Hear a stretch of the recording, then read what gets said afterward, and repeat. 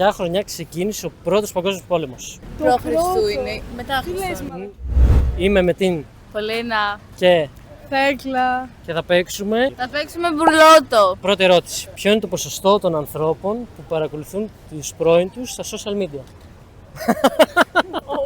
Γύρνα. Είπε δεν απαντάω αν παρακολουθώ, αλλά ο αριθμός κάτι προδίδει. Ωραία, 100%. 99% χωρίς εμένα, γιατί εγώ είμαι εξαίρεση. 100% και 78,5%. Η σωστή απάντηση είναι 55%. 1-0. Μόνο και όμως. Μάλλον.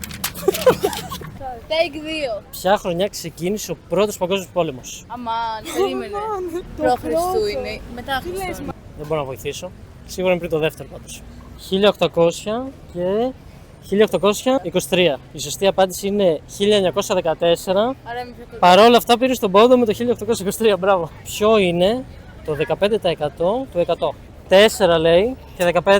Έχεις να σχολιάσει κάτι για το 4? Ότι είναι ηλίθεια. Το 15% του 100.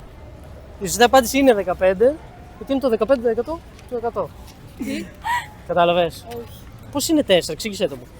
Ρε, 30, 60, 90, άρα είναι 3, αλλά επειδή είναι 9, 6. Εντάξει, πάμε παρακάτω, έλα φτάνει. Πείτε τους να κατεβάσουν μπουρλότο.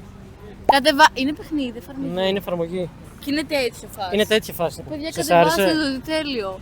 Και πες να γράψετε στα σχόλια τι άλλες ερωτήσεις να κάνουμε. Και γράψτε να έχουν ιδέες, γιατί ρωτάνε μόνο 3, να ρωτάνε πιο πολλά. Γεια.